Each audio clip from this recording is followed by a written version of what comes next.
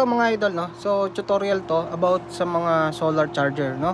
So dito kasi mayroon nagtatanong sa akin kung paano daw ba sinesettings to, no, kasi sabi nila hindi daw to napipindot katulad nito, no. So example ito, pupunta tayo dito, babaguhin natin yung settings.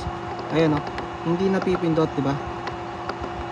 Yan, ayaw mapindot, no, kahit anong gawin ayaw mapindot, no. So meron po diyang technique. Kailangan nyo lang munang patayin yung breaker ng solar panel nyo. Example, ito papatayin natin. Yan. Ito yung breaker ng solar panel. Yan. So makikita nyo nandito, wala nang charging, no. So ngayon pindutin yung progress. Tapos, example dito, pipindot na tayo dito. Kasi ang dito, yung L4, yan po yung sa LiPo4 na 4 series, no. So pwede na natin pindutin yan. So pwede nyo nang hanapin dito kung anong type ba ng battery nyo, no. Ayan, cell type, tapos gel type, yan, no. So L4 tayo ulit kasi naka-LiPo4 tayo na 4 series mga idol. So save lang natin, yan. Tapos open na natin ulit yung breaker. Yan. So yan, okay na ulit, no. Simpleng tips lang yan mga idol.